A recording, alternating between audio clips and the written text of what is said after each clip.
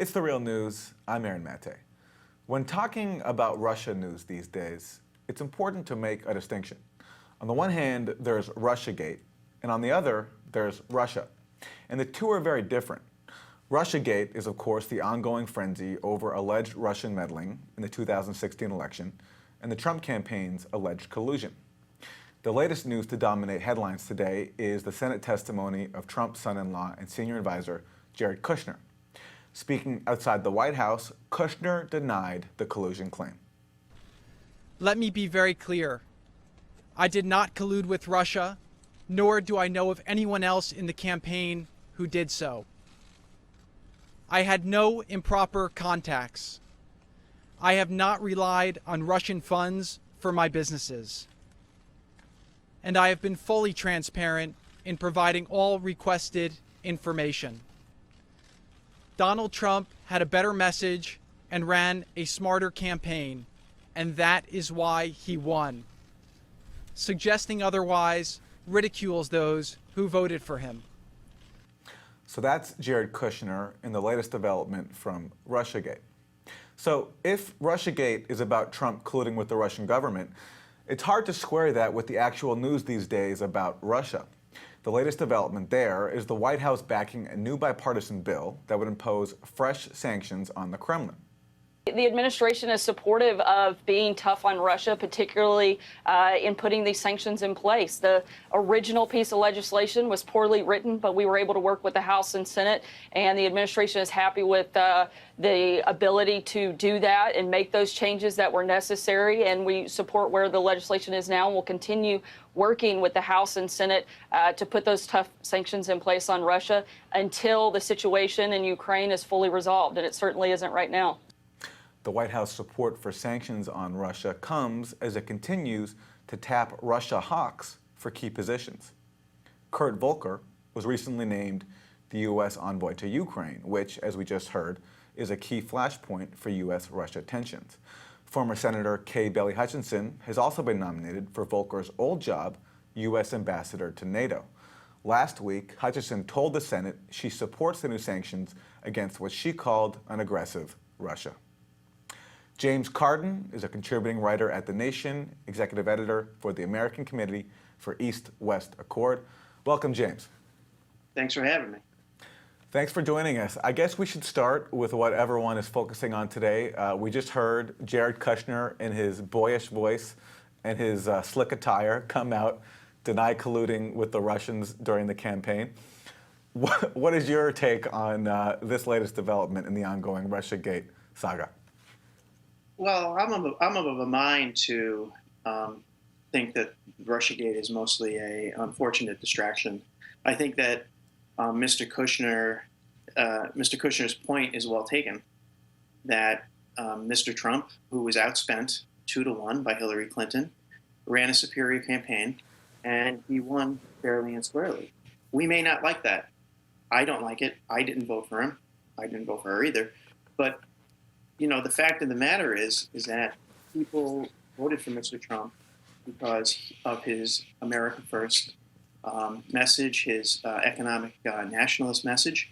And there's a new study out that shows that families who have been affected by these 15 years of war were inclined to vote for Mr. Trump over Hillary Clinton. And the thin margin of Trump's victories in the Midwestern states like Michigan, Wisconsin, Ohio, Pennsylvania, that could have very well made the difference. So Mr. Trump's anti-war position during the campaign, which he has not adhered to since becoming president, but you know, that really could have made the difference. So Kushner isn't wrong. He's silly, but he's not wrong.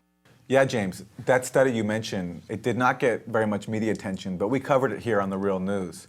And just to quote from it, they found a significant and meaningful relationship between a community's rate of military sacrifice and its support for Trump.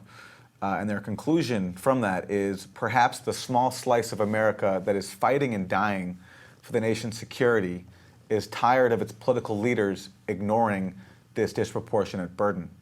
You know, it's interesting, when we talk about what Russia is accused of doing. It's, hacking fake news and social media bots. And no one ever says that that had a big impact on the actual vote, partly perhaps because they don't want to talk about real issues like this, that, at least this one study says, is what helped lead voters to not vote for Clinton, but choose Trump in the states where it mattered. It's impossible for me to believe, and I think it's impossible for any sentient person to believe, that the contents of John Podesta's emails swung the election. It's very, very foolish. And I think that maybe we should go back and talk about the original accusation. The original accusation was that Russia hacked the DNC and then delivered the hacked emails with embarrassing information to WikiLeaks. And somehow the Trump campaign colluded with the Russian effort. Okay, the problem is that the intelligence community has, so far anyway, not released any evidence that it was in fact Russia that was behind the DNC leak, or the DNC hack. Some people think it's a leak and a hack, those are different things. The group, Veteran Intelligence Officials for Sanity, which is a group run by Ray McGovern, recently issued a open letter to the president, and these experts seem to believe that it was an internal leak. It was someone on the inside that got the emails and then delivered the emails to WikiLeaks. So there's a lot of confusion around these initial accusations. So I don't know. I don't buy into this conspiracy theory with the unfortunate young man who was murdered, who had worked for the DNC. I'm not endorsing that at all. All that I'm saying is that the evidence is very thin, pointing the finger at Russia for the initial hack of the DNC. It's just not. It hasn't been publicly released. It's not there.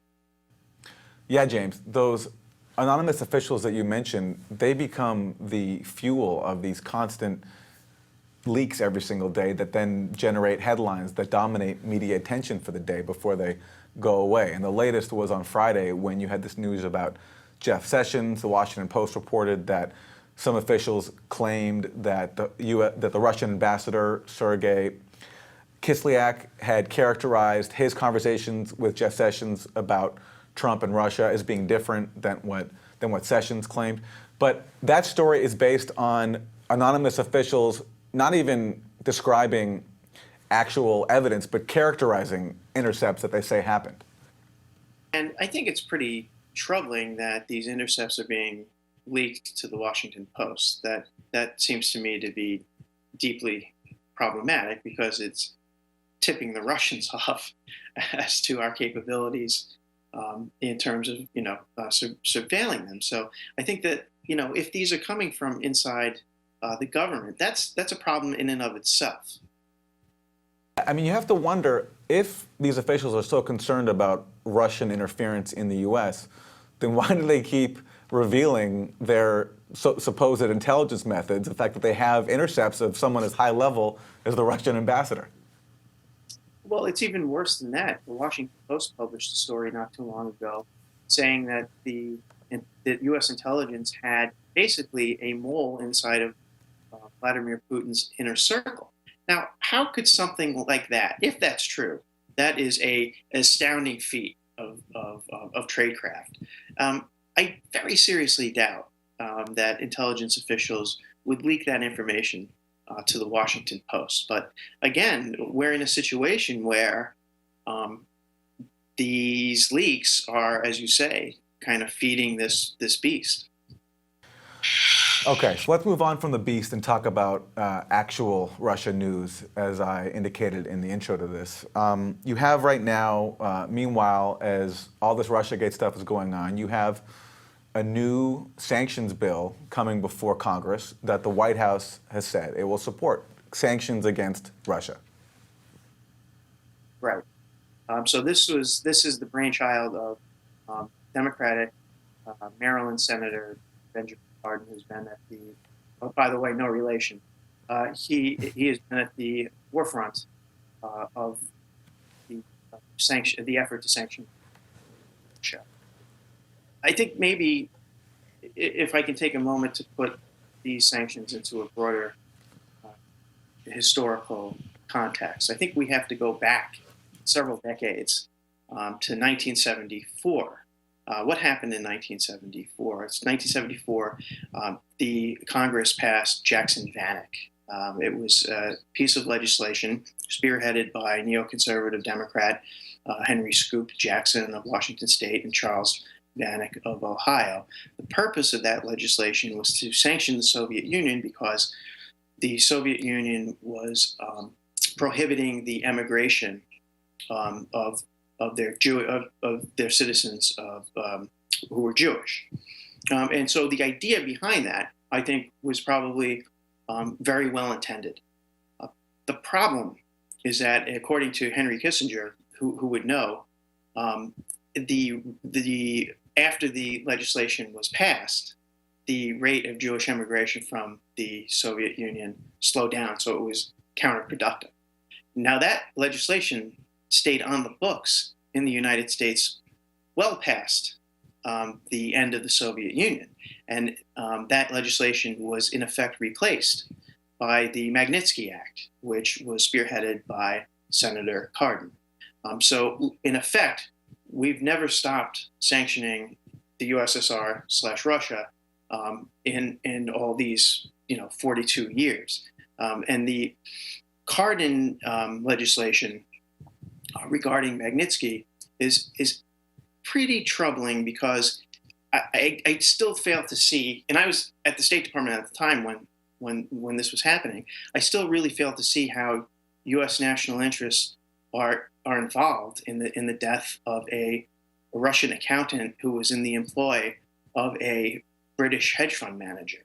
But the British hedge fund manager, who used to be American, he disavowed his American citizenship a number of years ago over tax reasons. This is a gentleman by the name of Bill Browder. And Browder has sort of become a human rights crusader with the help of Benjamin Carden. But it's a little noted that Browder was one of Putin's biggest fans in the early 2000s and actually cheered when Mikhail Khodorkovsky was sent away to prison.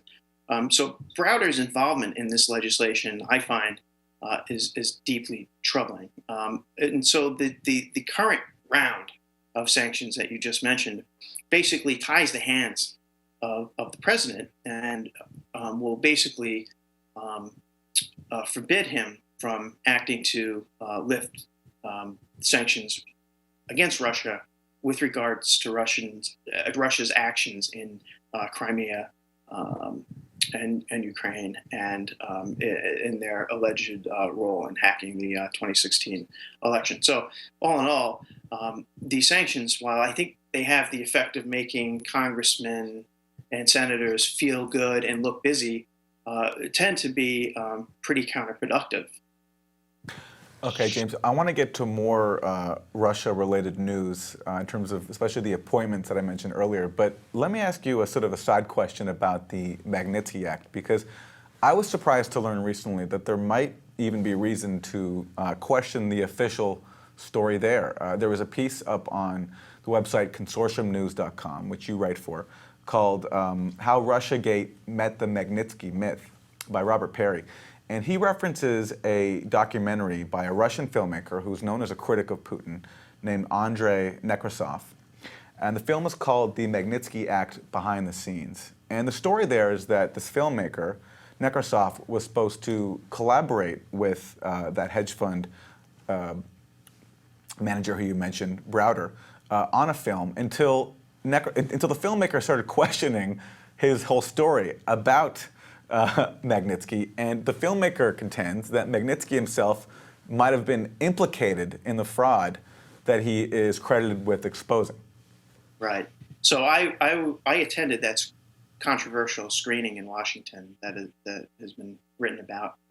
The movie itself is pretty bad, but the issue for me was that Browder had used his money to threaten other places from showing it. So he successfully managed to basically censor the movie showing in various venues in Europe, but he was unsuccessful in the United States. So I think that there was a free speech First Amendment issue there.